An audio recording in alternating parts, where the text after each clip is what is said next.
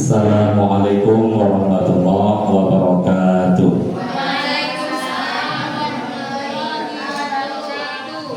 Mudah-mudahan sesuai pantun, daun salam siap saji, menjawab salam dimudahkan rezekinya. Amin. Alhamdulillah. Bismillahirrahmanirrahim. Alhamdulillahirabbil alamin. Wa bihi nasta'in wa ala umuri dunya waddin. Wassalatu wassalamu ala asrofil anbiya'i wal mursalin wa ala alihi rasulillahi ajma'in. Amma ba'd. Yang terhormat beliau Bapak Kepala SMA 11 Tebo, yang terhormat Bapak Ibu warga, yang kami hormati Ibu Dewi Murtia SPD, dalam hal ini selaku pemateri dalam diseminasi, dengan Ibu Fitriana. Kita di sini tidak terlepas dari karunia Allah dapat berkumpul di lab kimia ini. Maka dari itu marilah kita bersama-sama mengucapkan hamdalah alhamdulillahirabbil alamin. Juga tidak sah rasanya kita kalau tidak mengucapkan salam Allahumma sholli ala sayyidina Muhammad wa ala ali sayyidina Muhammad.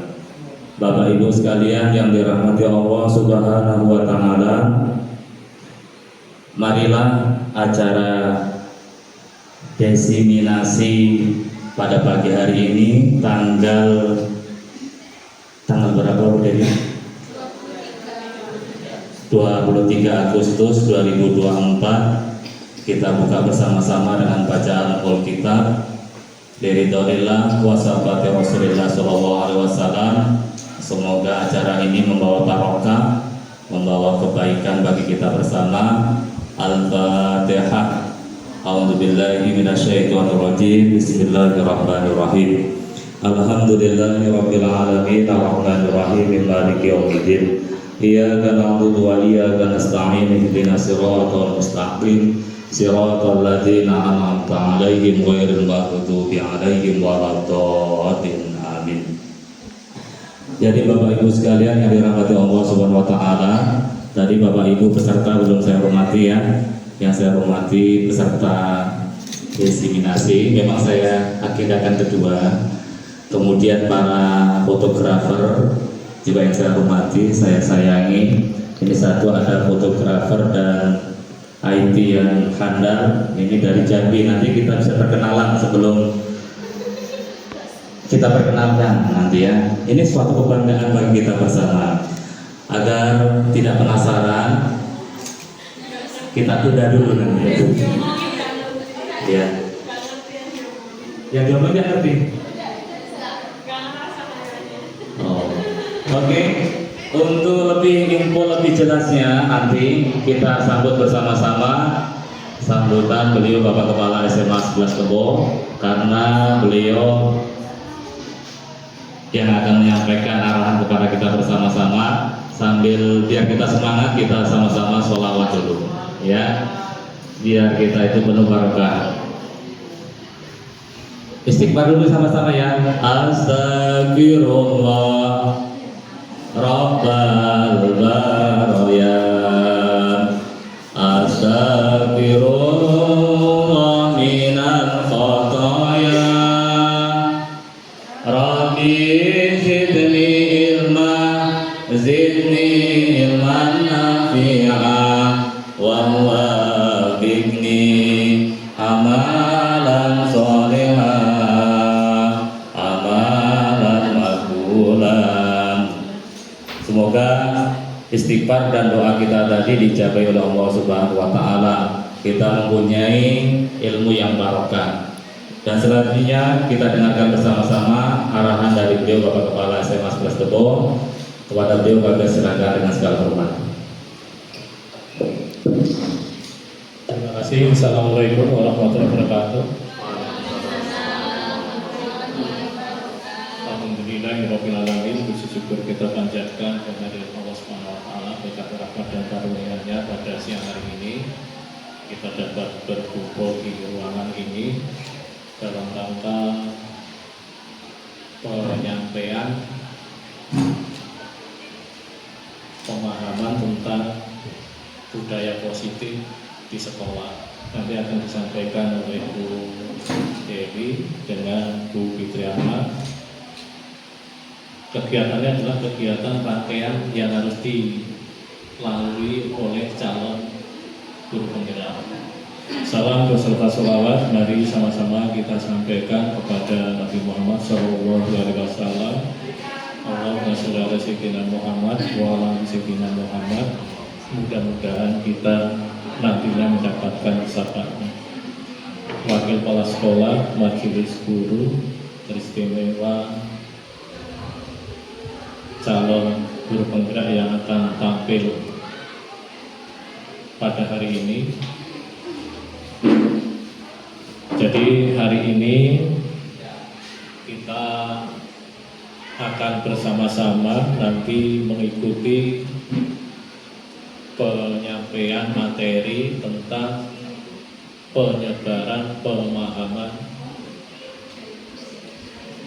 budaya positif. Jadi kalau kita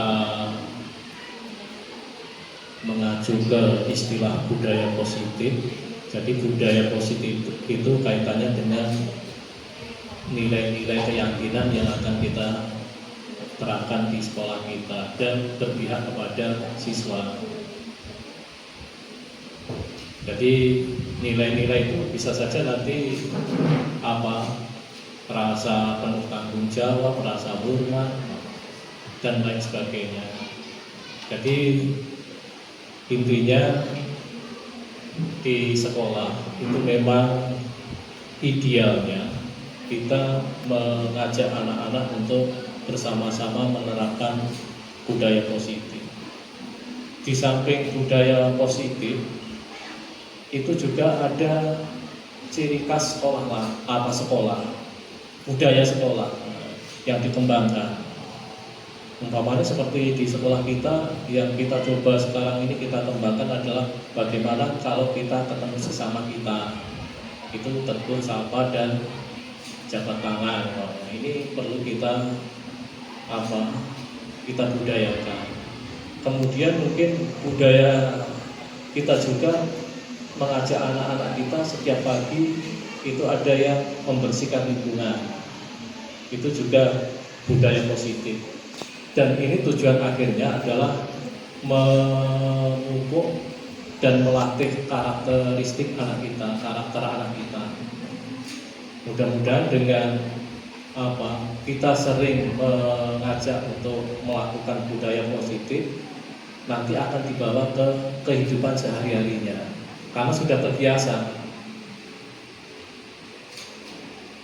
Makanya harapan kami, mari setiap kita di sekolah ini itu sedapat mungkin untuk bagaimana kita mengajak anak-anak untuk melakukan budaya positif, dan kelak itu akan menjadi nilai tambah anak-anak kita di kehidupan di masyarakat nanti.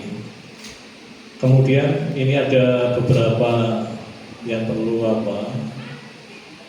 kita pahami juga, cara membangun budaya positif di sekolah. Yang pertama mungkin bisa melalui kerangka komunikasi terbuka. Jadi kita harus melakukan segala sesuatu terbuka dengan anak-anak kita. Kemudian bangun lingkungan penuh apresiasi dan penghargaan. Maksudnya kita bangun lingkungan kita ini penuh apresiasi. Maksudnya kalau umpamanya anak-anak kita ini sudah melakukan hal yang positif, budaya positif, paling tidak kita memberikan apresiasi. Apresiasi itu tidak perlu tidak harus materi, bukan. Nah, mungkin dengan ucapan kita juga, oh bagus anak-anak, ini perlu dipertahankan. Ini juga semacam apresiasi. Atau wah seperti ini dilihat bagus, bersih, juga apresiasi. Kemudian hindari pendisiplinan dengan cara negatif. Jadi sekarang ini tidak zamannya lagi kita mendisiplinkan anak dengan memberikan hukuman yang berat. Umpamanya kalau dulu kan, kalau kita kan sudah mengalami ketika datang ke sekolah terlambat, di dalam kelas terlambat, disuruh berdiri di depan, kakinya diangkat, tangannya satu megang telinga umpamanya. Jadi ini sudah budaya, ini sudah tidak bisa lagi untuk zaman sekarang. Atau yang tidak mengerjakan PR, tangannya suruh seperti ini, dipukul dengan penggaris. Saya pernah ngalamin di SMA 1 di Bungo berbahasa Inggris. Apabila kita tidak mengerjakan PR yang diberi kita dicubit di sini. Padahal ibu-ibu itu berdiri, ini dia. Jadi alumninya kecil ditarik lagi. Jadi hal-hal seperti ini sekarang tidak bisa lagi. Jadi kalau sekarang kita lakukan itu ya siap-siap nanti. Ujung-ujungnya melanggar HAM. Iya. Jadi tidak mohon hal-hal seperti ini tidak kita lakukan lagi. Kemudian seimbangkan target akademis dan kesejahteraan emosional siswa. Ini juga kita tidak bisa di zaman sekarang ini kita memaksakan anak harus harus bisa, harus ngerti yang kita sampaikan, tidak bisa. Karena kemampuan anak sekarang itu kita nilai berbeda-beda. Kalau dulu kan tidak, kita samakan satu kelas sama pokoknya. Bisa nggak bisa harus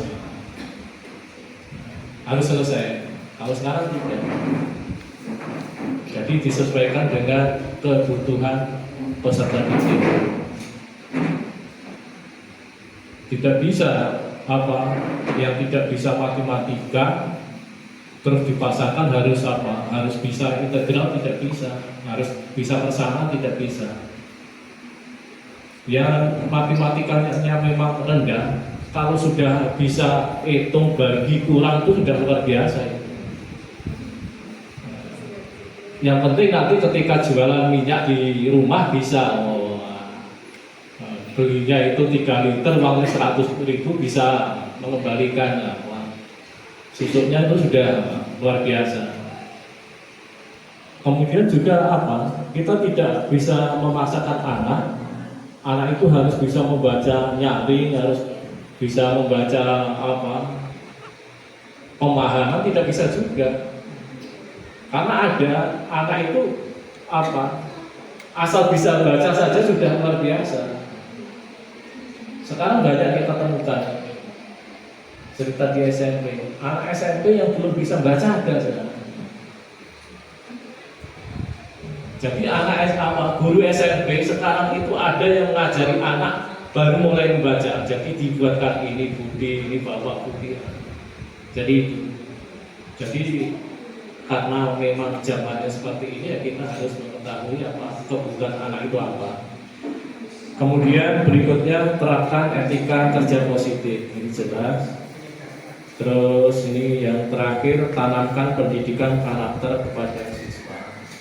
Jadi ini penting, tugas kita bersama untuk menanamkan pendidikan karakter ke anak-anak kita. Apalagi sekarang di sekolah ini sudah difasilitasi untuk pendidikan karakter ini dengan P5 umpamanya. Jadi ini perlu kita kembangkan. Mungkin ini saja sekilas, mungkin nanti lebih detailnya, pasti lebih detail yang akan menyampaikan. Saya hanya sekilas saja, sekilas pun baru cari sumbernya tadi ya. Jadi silahkan nanti Bapak Ibu ikuti apa yang disampaikan oleh Bu Dewi dengan Bu Fitriana tentang diseminasi pemahaman dan penerapan budaya positif. Dan mudah-mudahan nanti apa yang disampaikan ini dapat kita kembangkan ke anak-anak kita di sekolah kita ini. Mungkin itu saja yang dapat kami sampaikan. Sekali lagi ikuti kegiatan ini dengan baik. Kemudian kalau ada hal-hal yang ingin dikritisi, ingin diberikan saran yang tujuannya adalah perbaikan penyampaian ini, silakan nanti berkolaborasi saja kita. Mungkin nanti di depan juga saya juga tidak terlalu pintar di depan ini, itu juga nanti kan. Kita berkolaborasi saja, kita saling mengisi, dan tujuan akhir adalah untuk kebaikan sekolah kita. Dengan mengucapkan Bismillahirrahmanirrahim, kegiatan diseminasi menyebarkan pemahaman dan penerapan budaya positif yang akan disampaikan oleh Bu Dewi Mutiar dan Bu Fitriana secara resmi dibuka. Salah satu mohon maaf, saya ingin Assalamualaikum warahmatullahi wabarakatuh. Warahmatullahi wabarakatuh. Kita ucapkan terima kasih kepada beliau Bapak Kepala SMA 11 Tebo yang telah memberikan arahan dan tekanan kepada kita bersama untuk mengikuti sampai selesai. Selanjutnya Bapak Ibu, semoga acara ini barokah, diridhoi oleh Allah Subhanahu wa taala, bermanfaat di dunia dan akhirat. Kami mohon Ustadz Zudi untuk memimpin doa. Kepada Ustadz Zudi kami persilakan dengan segala hormat. Tafadhol Maskur.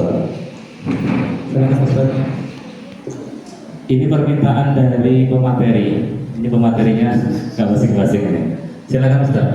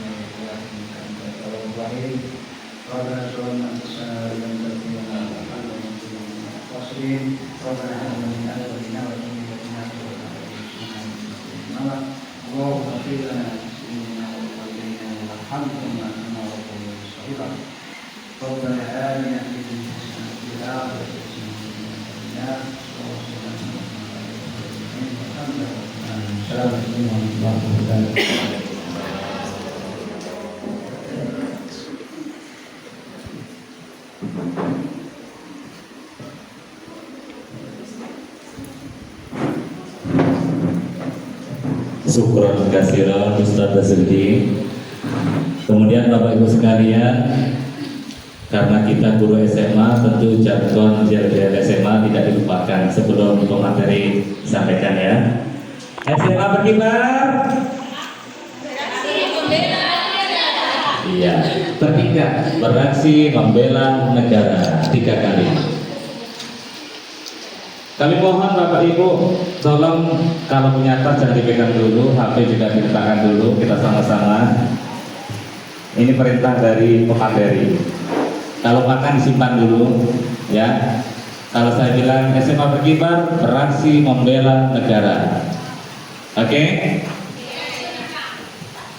Sama-sama siap? Berdiri dulu aja sama-sama. Saya berdiri, Bapak Ibu berdiri juga. Ini perintah dari pemateri. Iya, kalau mau minum dulu nggak apa-apa. Tapi makan jangan kelamaan. SMA berkibar.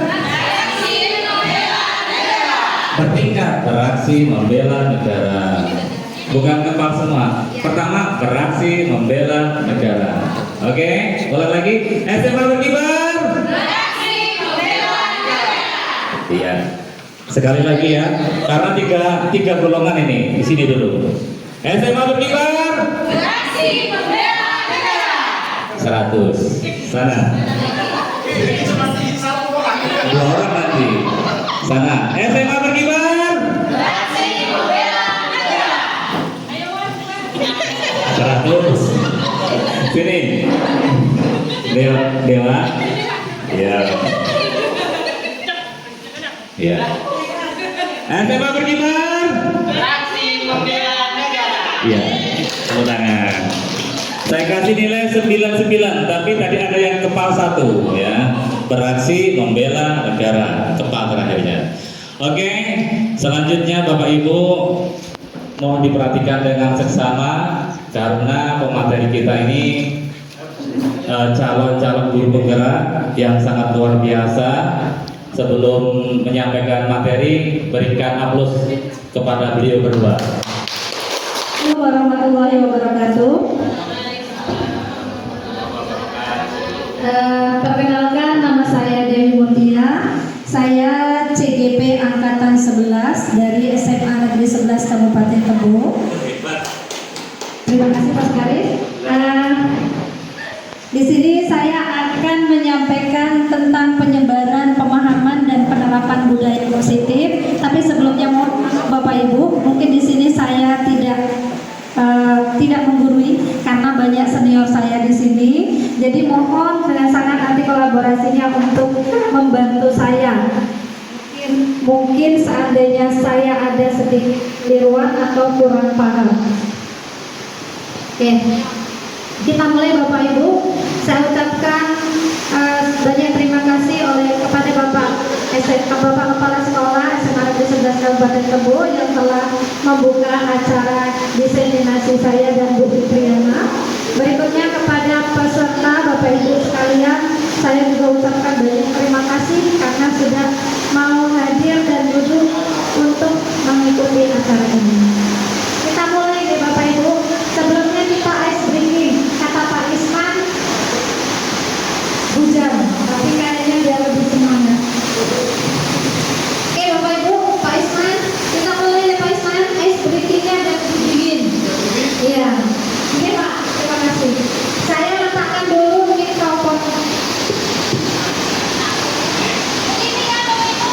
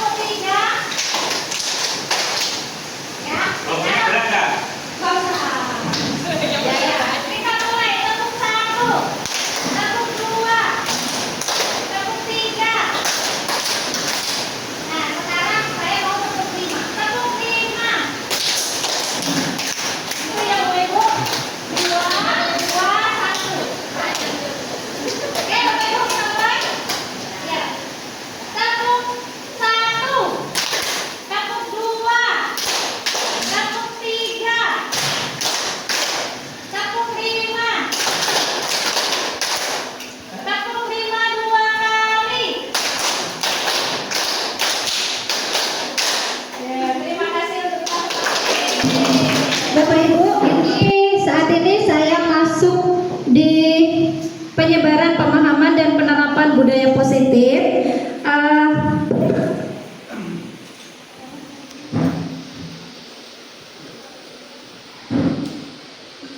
Ya, ini dulu saya mulai. Mungkin saya mulai dari Pak Isman. Tadi udah kedinginan, sekarang biar anak. Ya, ada pertanyaan pemantik. Kira-kira setuju atau tidak setuju? Tapi nanti tolong give the reason ya Pak. Alasan ya Pak ya. Pak Isman ya. Oke, yang pertama itu hukuman dapat mendisiplinkan anak. Kira-kira menurut Pak Isman bagaimana? Ada kalanya setuju, ada kalanya tidak setuju. Kalau setuju karena sanksi itu bagian dari penerapan disiplin. Contohnya kita berlalu lintas aja deh. Kalau tidak ada sanksi, maka tidak ada orang yang mau pakai helm, mengurus surat kendaraan, ya. Karena itu hukuman atau sanksi.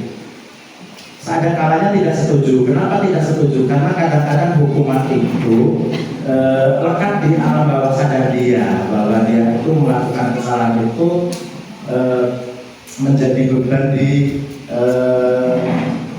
masa selanjutnya. Seperti itu alasannya. Oke, terima kasih untuk Pak Isman. Jadi hukuman dapat mendisiplinkan anak. Ini khususnya di anak ya Pak. Mohon maaf Pak, kita nggak nyampe ke lalu lintas. Khususnya kita di sekolah. Oke, menurut Pak Isman, iya.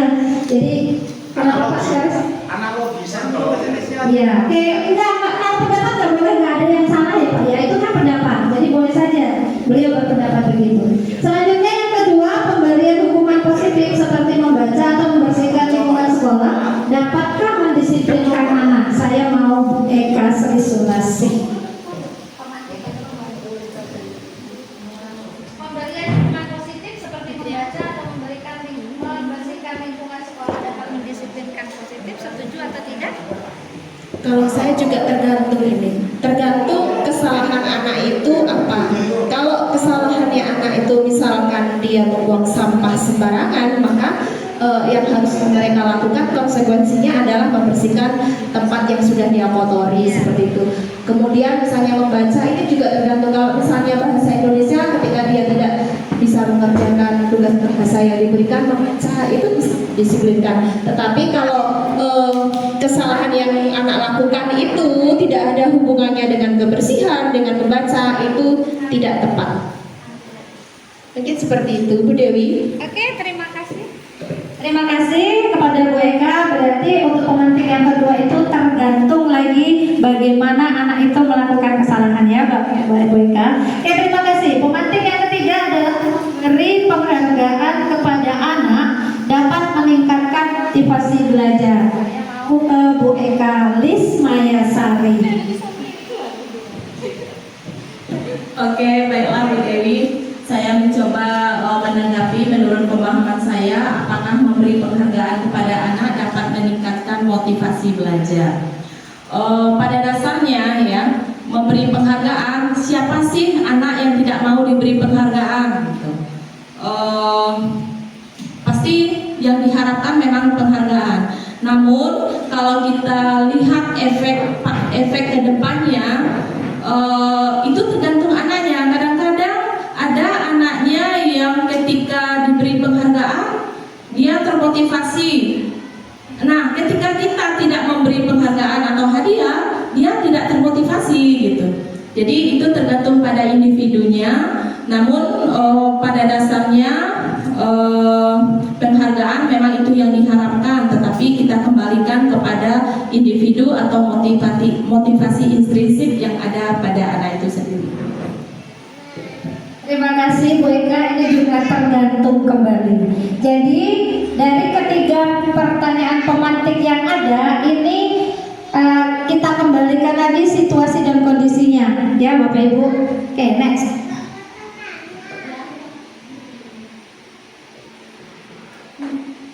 Oke, pada kali ini nanti berisi konsep dasar pada budaya positif yang akan saya sampaikan itu berisikan yang pertama perubahan paradigma belajar, yang kedua disiplin positif, yang ketiga nilai-nilai kebijakan, berikutnya kebutuhan dasar manusia, berikutnya motivasi perilaku manusia, posisi kontrol guru, keyakinan kelas, dan yang terakhir nanti segitiga restitusi. Oke, next. Nah, kita masuk ke pembelajaran dengan paradigma baru. Ini Bapak Ibu sudah nggak asing lagi ya. Di sini ada pembelajaran yang direncanakan berdasarkan prinsip pembelajaran berdiferensiasi, di mana murid belajar sesuai dengan kebutuhan, sesuai tahap perkembangan untuk mewujudkan karakter profil pelajar Pancasila. Jadi di sini kita sebagai guru ini nggak bisa ya mengharapkan siswa kita harus begini gitu, karena siswa kita itu punya kodrat masing-masing ya Bapak Ibu. Nah di sini kita berharap bahwa anak-anak kita ini bisa masuk ini mengembangkan atau mewujudkan karakter pada profil pelajar Pancasila, yang mana profil pelajar Pancasila itu ada Ada 6 ya yang ini karakternya. Pertama, itu beriman, bertakwa kepada Tuhan Yang Maha Esa dan berakhlak mulia. Yang kedua, mandiri. Yang ketiga, bernalar kritis. Yang keempat, kreatif. Yang kelima, bergotong royong. Dan yang terakhir adalah berkebinekaan global. Ini insya Allah sekolah kita sudah menerapkannya ya Bapak Ibu, sudah memulai dari beberapa tahun yang lalu. Oke, next. Nah, di sini kita yang sering miskonsepsi Bapak Ibu. Kadang-kadang kita nih muncul egois kita Bapak Ibu. Kita Bapak Ibu guru nih harus bisa nih membawa anak ini harus ikut dengan apa mau saya gitu. Miskonsepsi yang sering muncul yang pertama itu kita sebagai guru ini sering berilusi bahwa kita ini mampu untuk mengontrol murid. Ya, nanti untuk pembahasan mengontrol muridnya ada di slide berikutnya. Yang kedua, ilusi berikutnya bahwa kita ini berilusi bahwa semua penguatan positif itu efektif dan bermanfaat. Padahal kata Bu Eka tadi itu tergantung lagi. Yang berikutnya, ilusi apa yang sering kita rasakan? Ilusi bahwa kritik dan membuat rasa bersalah itu mampu menguatkan karakter siswa. Ya Bapak Ibu, padahal itu juga belum tentu. Dan yang berikutnya, kita sering berilusi bahwa orang dewasa itu berhak untuk memaksa apa saja. Ya, mungkin Bapak Ibu dalam hatinya, oh saya nggak setuju dengan hal-hal seperti itu. Ini biasanya kalau di rumah, kalau Bapak harus bisa memaksakan kehendak anak misalnya. Kalau sekarang sudah nggak zamannya lagi ya Bapak Ibu. Next. Nah, di sini Bapak Ibu, kita akan melihat perubahan paradigma stimulus respon antara perubahan paradigma stimulus respon dan teori kontrol atau teori pilihan. Di sini kita akan merenungi siapa sesungguhnya yang memiliki kontrol ya Bapak Ibu. Kira-kira kita berpikir apakah kita sih Bapak Ibu Dewan Guru yang memiliki kontrol? Nah, di sini kita akan membahasnya. Pada stimulus respon ini yang pertama kita mencoba mengubah orang agar berpandangan sama dengan kita. Pada stimulus respon, pernyataan itu kira-kira bagaimana menurut Bapak Ibu? Coba Ibu Tri dulu deh.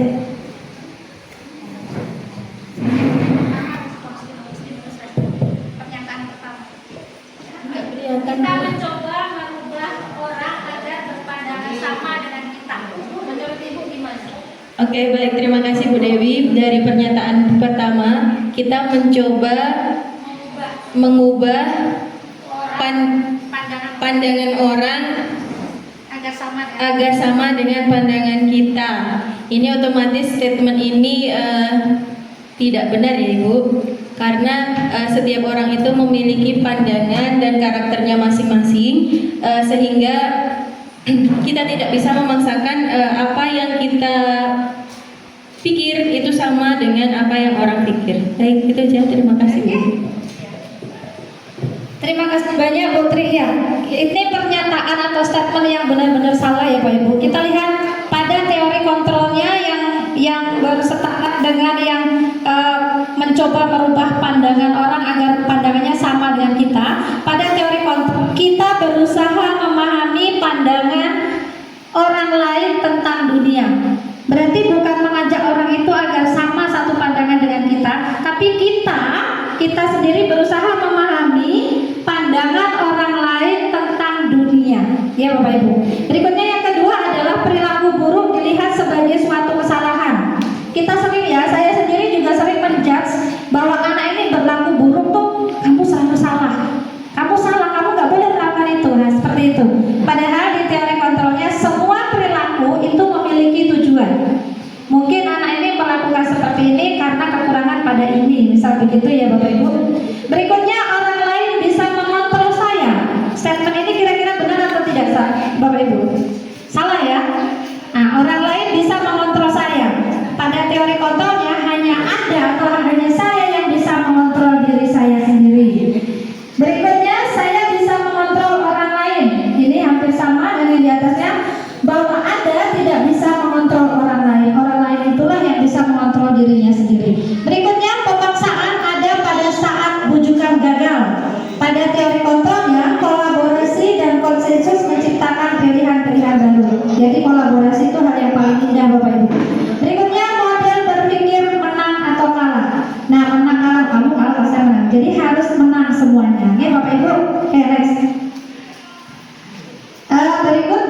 ini masuk pada disiplin positif Bapak Ibu. Ini sering kita dengar, mungkin untuk di sekolah kita sudah sering sekali. Tadi juga sudah disampaikan oleh Bapak Kepala Sekolah. Saya nggak akan banyak mengulasnya. Dan saya yakin Bapak Ibu di sini juga sudah melakukan di kelas masing-masing untuk melaksanakan yang namanya keyakinan kelas. Ya Bapak Ibu, masuk Aris? Iya. Jadi ada keyakinan kelas yang umum, keyakinan sekolah, kemudian keyakinan per mata pelajaran ya Bapak Ibu. Di sana ada 4 bagian. Ada Anda tidak bisa mengontrol orang lain, hanya Anda yang bisa mengontrol diri Anda. Ini statement yang bagus ya Bapak Ibu. Jadi dari kesimpulan yang tadi, bahwa yang bisa mengontrol diri kita adalah diri kita sendiri. Di sana makna disiplin bisa dilihat belajar kontrol diri dengan menggali potensi kita agar tercipta tujuan mulia, yaitu sesuatu yang menjadi seseorang yang kita inginkan berdasarkan nilai-nilai yang dihargai Bapak Ibu. Kemudian pada semua perilaku memiliki tujuan, yang tadi poin yang berikutnya itu ada teori motivasi. Yang pertama itu untuk menghindari hukuman dan untuk mendapat imbalan, itu masuk motivasi intrinsik. Kalau imbalan tadi nanti efeknya apa? Biasanya anak-anak bisa ketergantungan ya Bu Eka ya. Bu Eka? Ya. Kalau kita selalu memberikan apa tadi reward ya, bisa saja anak selalu tergantungan. Kalau kita nggak ngasih dia itu nggak ada semangatnya. Nah, yang berikutnya masih pada semua perilaku memiliki tujuan, itu untuk menghargai diri sendiri. Kemudian yang berikutnya masuk ke dalam nilai-nilai kebijakan universal yang akan diturunkan menjadi keyakinan kelas. Nah, kalau berikutnya ada motivasi model berpikir menang kalah atau kolaborasi dan konsensus menciptakan pilihan-pilihan baru. Di sini ada 5 posisi kontrol ya Bapak Ibu. Yang pertama penghukum, pembuat rasa bersalah, kemudian sebagai teman, pemantau, dan yang terakhir adalah manajer. Nanti itu akan masuk ke dalam segitiga restitusi. Yang terakhir ada realitas atau kebutuhan kita berbeda, bahwa kita yakin kita ini dan murid-murid kita itu memiliki kebutuhan yang berbeda. Mungkin anak ini buruk pada segi ini, mungkin ada kebutuhan dasar mereka yang tidak terpenuhi Bapak Ibu. Ada 5 kebutuhan dasar, nanti juga akan kita bahas satu demi satu. Yang pertama bertahan hidup, kemudian penguasaan, kasih sayang, kesenangan, dan kebebasan. Nanti akan kita bahas next. Berikutnya Bapak Ibu, kita akan kupas sedikit tentang disiplin positif, yaitu disiplin sendiri berasal dari kata disiplina yang artinya belajar. Disiplin mengacu pada disiplin diri yang memiliki tanggung jawab atas apa yang dilakukannya berdasarkan nilai-nilai yang diyakini. Kemudian disiplin positif merupakan salah satu cara penerapan disiplin yang bertujuan untuk menumbuhkan kesadaran dan memberdayakan murid tanpa imbalan, penghargaan atau reward. Jadi reward tadi agak dikurangi mulai sekarang Bapak Ibu. Berikutnya sebagai pendidik, kita sebagai pendidik itu tujuan kita adalah menciptakan murid yang memiliki disiplin diri sehingga mereka berperilaku sesuai dengan nilai-nilai kebijakan universal dan memiliki motivasi intrinsik dalam perubahan perilaku ke arah yang lebih baik. Jadi kita perlu menumbuhkan hal tersebut ya Bapak Ibu ya dalam pada diri murid-murid kita. Nah, apa saja nilai-nilai kebijakan universal Bapak Ibu? Ini yang disampaikan oleh Dr. William Glasser pada teori kontrol 1984. Nilai-nilai kebijakan adalah sifat-sifat positif manusia yang merupakan tujuan mulia yang ingin dicapai setiap individu. Jadi kita individu ini nggak bohong ya Bapak Ibu, kita ingin mempunyai sifat-sifat positif tadi. Setiap perilaku atau perubahan memiliki satu tujuan. Ini menurut Dr. William Glasser pada teori kontrolnya. Dengan mengaitkan nilai-nilai kebijakan yang diyakini seseorang, maka motivasi intrinsiknya akan terbangun, yang akan terbentuk Bapak Ibu. Kemudian nilai-nilai kebijakan kebijakan yang ingin dicapai oleh setiap anak Indonesia, kita kenal dengan profil pelajar Pancasila yang tadi. Yang nilai di dalamnya terkandung ada beriman, bertakwa kepada Tuhan Yang Maha Esa, dan berakhlak mulia, mandiri, bernalar kritis, berkebinekaan global, dan bergotong royong. Nah, di sini Bapak Ibu, kita tadi akan membahas tentang kebutuhan dasar manusia. Yang pertama itu adalah kesenangan, Bapak Ibu. Kira-kira dalam kebutuhan manusia ini yang pertama adalah kesenangan. Bagaimana dengan Bu Rina? Kira-kira menurut Bu Rina kesenangan dalam kebutuhan dasar manusia itu yang bagaimana? Baik Bu Dewi, terima kasih atas kesempatannya. Menurut saya, setiap manusia itu butuh kesenangan. Begitu juga dengan anak-anak kita ya. Misalnya anak-anak kita itu senangnya bermain, ya.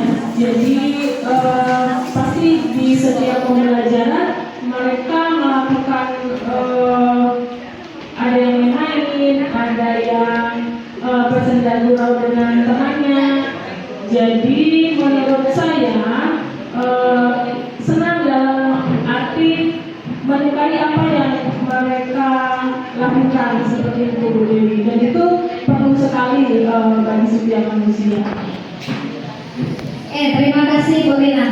Jadi yang pertama kebutuhan dasar kita adalah kesenangan. Mas.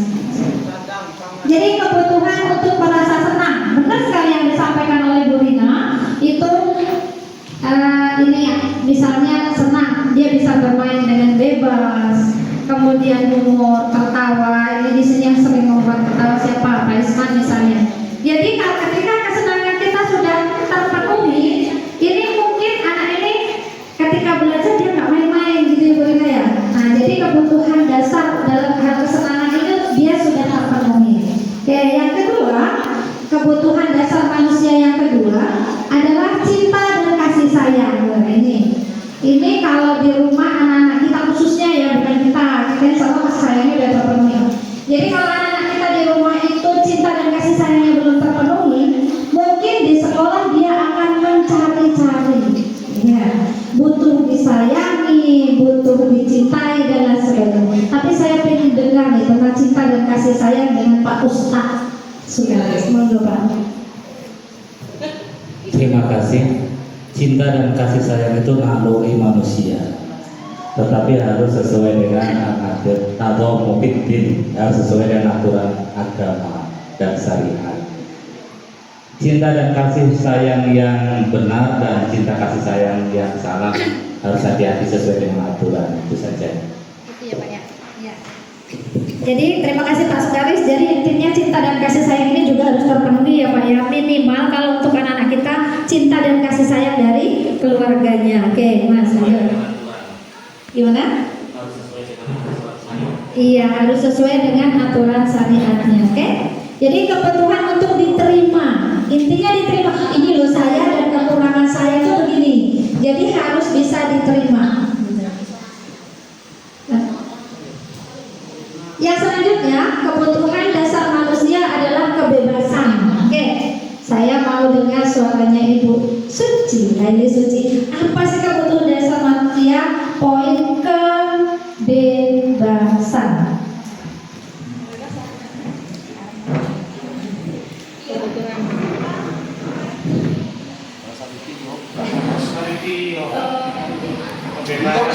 Kebutuhan dasar manusia di poin kebebasan. Mereka bebas untuk berekspresi, mereka bebas untuk mengeluarkan apa yang menjadi pemikiran mereka. Mungkin itu Bu Dewi. Itu kebutuhan anak pilihan kemandirian dan ekonomi. Oke, terima kasih Bu Suci. Jadi di sana poin kebebasan kita dan murid-murid kita itu memiliki kebebasan dalam hal kebutuhan atau pilihan, kemandirian dan otonomi. Intinya tidak terbatas, sesuai selama tidak bertentangan dengan aturan yang ada. Yang terakhir, yang selanjutnya, maaf, ada penguasaan.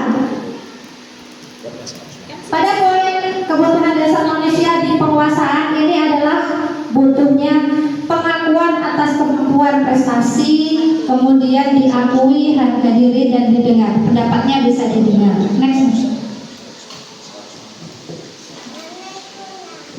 Yang terakhir atau yang selanjutnya itu kebebasan kebutuhan dasar manusia, yaitu bertahan hidup. Ini berkaitan dengan rasa lapar. Maksudnya ketika dia lapar ada yang dimakan gitu Bapak Ibu. Intinya bagian pangannya itu terpenuhi ya Bapak Ibu. Kalau murid-murid kita mungkin ada yang kekurangan dari hal apa survival ini, mungkin bisa kita lihat di sekolah dia seperti apa, ciri-cirinya kita pasti tahu. Nah selanjutnya Bapak Ibu,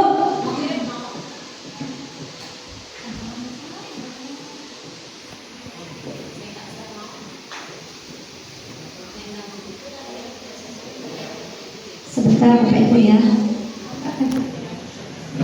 Selanjutnya yaitu ada pada 5 posisi kontrol guru Bapak Ibu. Nanti kita akan meresapi diri kita ada di posisi mana yang seringnya Bapak Ibu ya. Yang pertama itu penghukum, kemudian pembuat rasa bersalah, kemudian kita sebagai teman, sebagai pemantau, dan yang terakhir sebagai manajer ya Bapak Ibu. Nanti sama-sama kita renungkan kita seringnya berada di posisi mana next. Nah, kita saksikan dulu ini video. Mungkin sudah sering kita lihat, tapi jarang saya sendiri juga belum bisa menerapkan sepenuhnya. Oke Bapak Ibu, kita menonton video terlebih dahulu.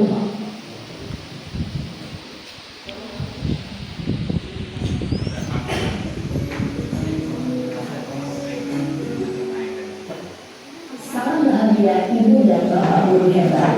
Dalam penerapan disiplin restitusi, salah satu program yang dikembangkan adalah 5 posisi kontrol. 5 posisi kontrol dalam restitusi adalah proses perjalanan seorang pendidik agar dapat mengenali dirinya. Pada video kali ini, kita akan membahas tentang 5 posisi kontrol yang dikembangkan oleh Brian Doser dan contoh penerapannya.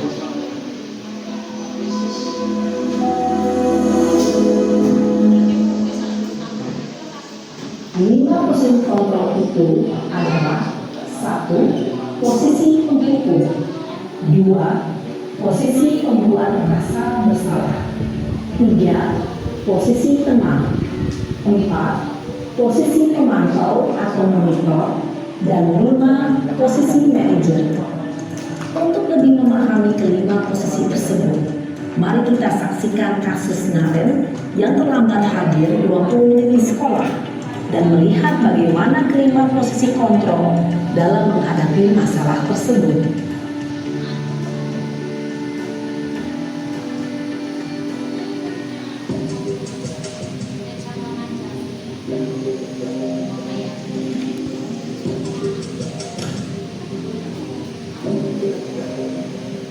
Naren, sini kamu. Selamat pagi Bu. Selalu terlambat. Kamu deh, pasti terlambat. Maaf Bu, saya Apa? Apa coba? Alasan kamu apa lagi? Kapan sih kamu tidak terlambat? Malas sekali ya kamu jadi anak. saya Dasar pemalas. Gak kapok-kapok sih kamu. Sudah berapa kali terlambat? Sana, kamu keliling lapangan basket 2 kali. kenapa saya harus ke lapangan basket Bu? Kenapa? Kamu melawan ibu. Berani-beraninya jawab. Sudah terlambat, masih berani jawab pula. Sekarang, keliling lapangan basket 5 kali sekalian. Biar kapok. Cepat. Pergi sana ke lapangan basket. Posisi penghukum. Nah Bapak Ibu, ini posisi kontrol yang pertama itu sebagai penghukum. Dulu ya waktu kita masih sekolah kita flashback sebentar. Kira-kira sering nggak kita diperlakukan seperti itu? Ya, sama yang disampaikan dengan Bapak Kepala Sekolah tadi, banyak Bapak Ibu guru itu melaksanakan ininya posisi kontrolnya pada posisi penghukum. Bahkan mungkin kita sendiri pernah melakukannya. Jujur saya sendiri hampir sering melakukannya Bapak Ibu. Oke, next. Jadi kalau bisa itu agak dihindari ya Bapak Ibu. Ya Pak Sukaris. Tapi akhirnya dari sini nih karena dukung Bapak Ibu Iya, betul sekali. Itu kan dulu Pak ya. Oke, next Mas. Bicara dengan nada tinggi, menghardik, menunjuk-nunjuk, menyakiti, dan menyindir. Hukuman bisa berupa fisik maupun psikis. Ibu dan bapak guru hebat. Dampak yang terjadi pada murid ketika guru berada pada posisi penghukum adalah murid cenderung akan memberontak, bahkan menyimpan dendam.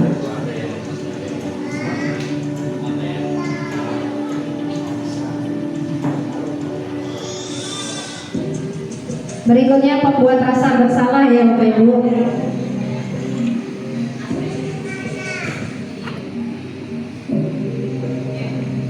Naren,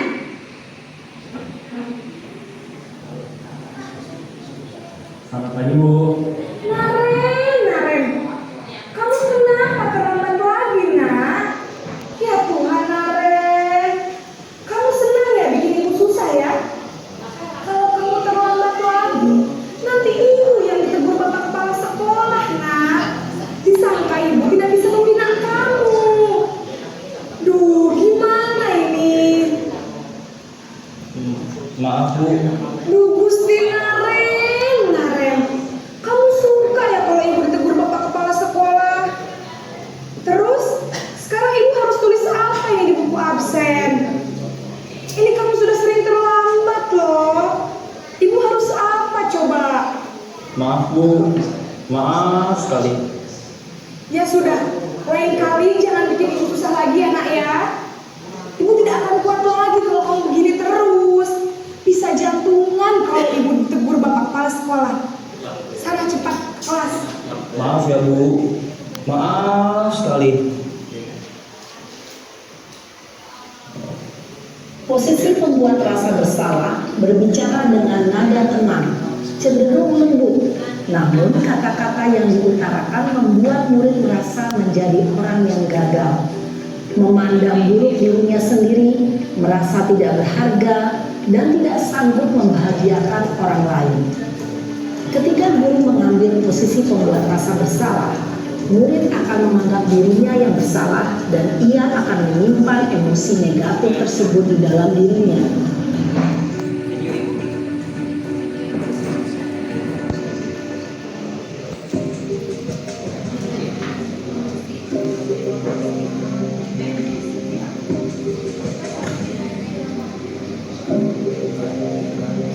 Naren,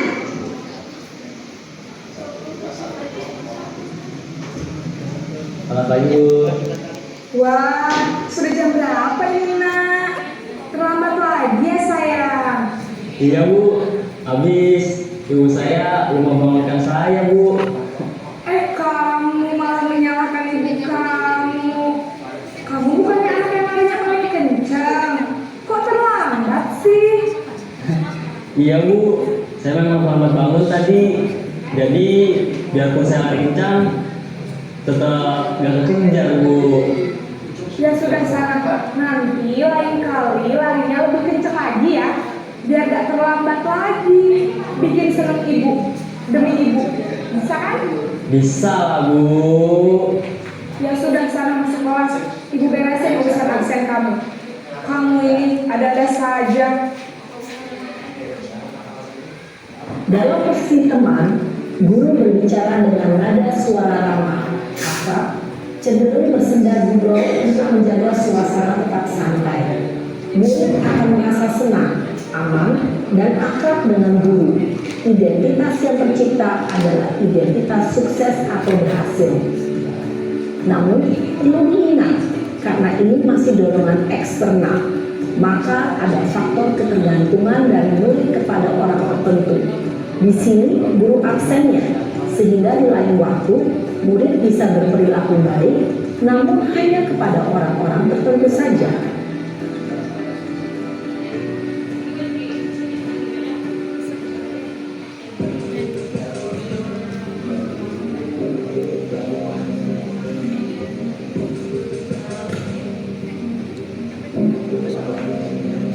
Naren,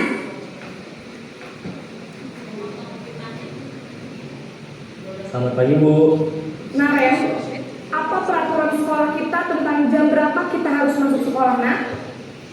kita harus di sekolah jam 7, Bu. Iya betul, sekarang sudah jam 7.20. Naren sudah tahu konsekuensinya jika terlambat hadir? Paham, Bu. Saya harus tinggal kelas pas jam istirahat selama 20 menit. Iya benar, konsekuensinya demikian. Jadi nanti jam 9.30 pas istirahat, kamu harus tinggal di kelas, kerjakan tugas tambahan untuk ketertinggalan kamu, ya? Baik, Bu. Posisi pemantau mengandalkan penghitungan atau data untuk mengontrol murid. Guru mengarahkan murid berdasarkan peraturan dan konsekuensi. Seorang pemantau menunjukkan bahasa tubuh dan ekspresi wajah yang datar dan cenderung formal.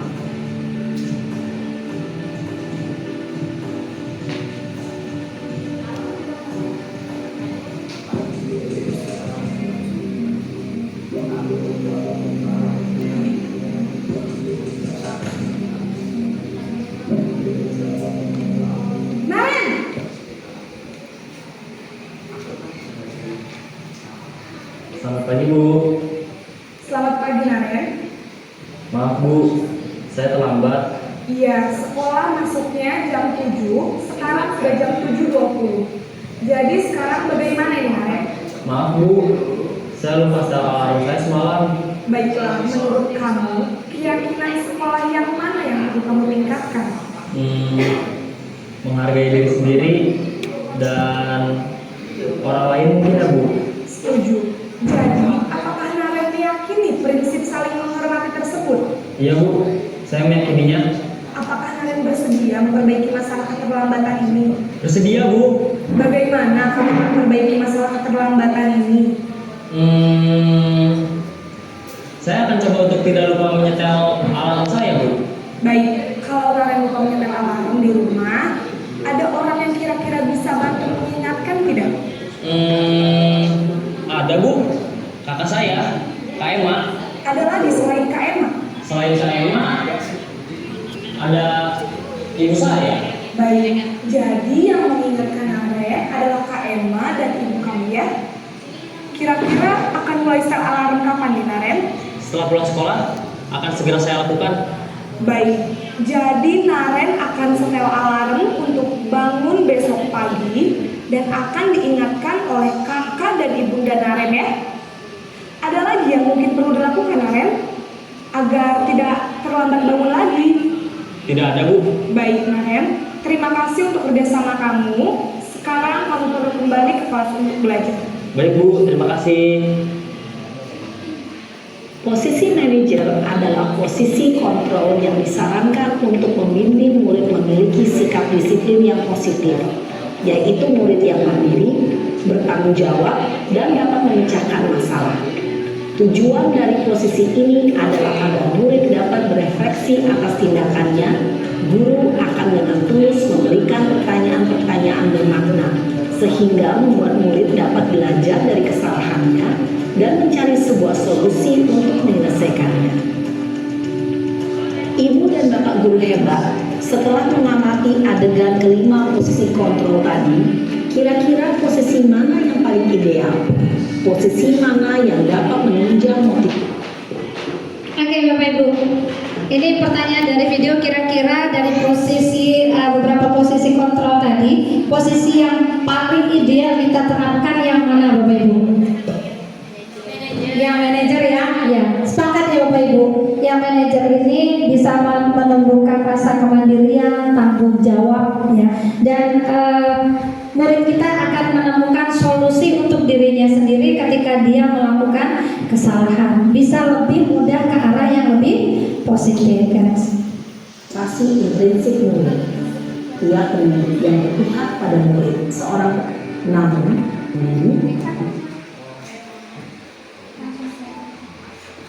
Nah, sekarang kita masuk ke keyakinan kelas Bapak Ibu, berkaitan dengan yang dampak positif tadi, itu bisa masuk ke keyakinan kelas. Mengapa keyakinan kelas bukan peraturan kelas? Kira-kira Pak Isman dengan pertanyaan tadi, pertanyaan di sana, mengapa kita perlu membuat keyakinan kelas bukan peraturan kelas? Kalau keyakinan artinya tidak dari orang yang lebih berkuasa yang menentukan, bukan Bapak Ibu guru, tapi kalau keyakinan itu muncul dari peserta didik, kesadaran mereka atas hal-hal yang baik yang akan dilaksanakan dalam kegiatan itu. Terima kasih Pak Isman. Dari keyakinan ini akan muncul dari diri para murid kita. Nah, pembentukan keyakinan kelas. Keyakinan kelas itu bisa merupakan pernyataan universal. Apa itu universal, Bapak Ibu? Boleh nggak? Umum ya, boleh. Universal, pernyataan yang umum. Kemudian dibuat dalam pernyataan yang positif ya, Bapak Ibu. Berikutnya sedikit dan mudah diingat. Jadi kalimatnya jangan terlalu panjang. Sesuai kondisi kelas atau sekolah sehingga mudah untuk diterapkan. Dan yang terakhir, semua warga kelas dilibatkan dalam pembuatan keyakinan. Jadi next. Nah, ini perbedaan antara peraturan dan keyakinan pada contohnya. Contoh kalimat di peraturan akan bisa berubah di keyakinan. Yang pertama ada selalu kembalikan buku ke tempatnya.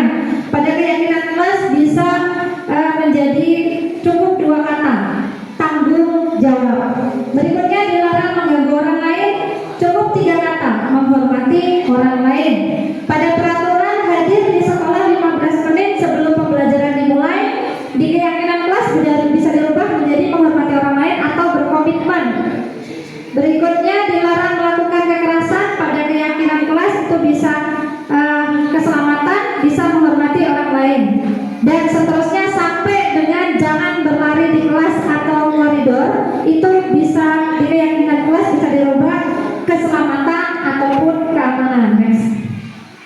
Nah, pada segitiga restitusi adalah proses menciptakan kondisi bagi murid untuk memperbaiki kesalahan. Proses kolaboratif yang mengajarkan murid untuk mencari solusi sendiri. Sama ketika pada posisi kontrol manager ya Bapak Ibu. Jadi para siswa ini dia akan menemukan solusi atas permasalahannya. Next.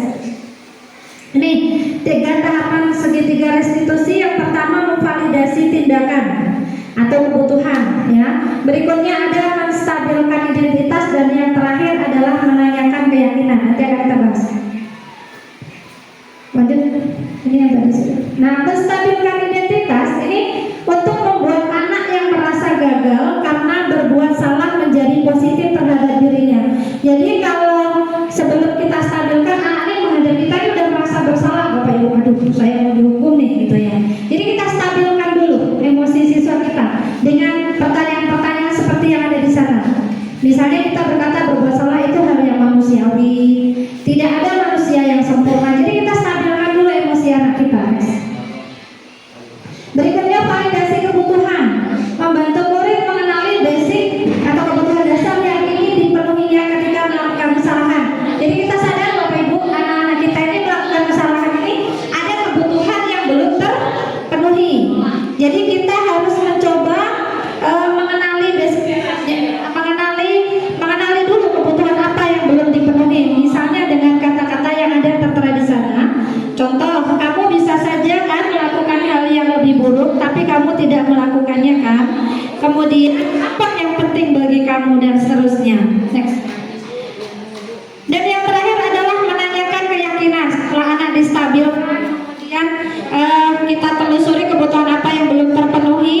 Baru yang terakhir kita menanyakan keyakinan kelas atau sekolah yang berlawanan dengan dia. Kenapa dia melakukan kesalahan tersebut? Next. Oke.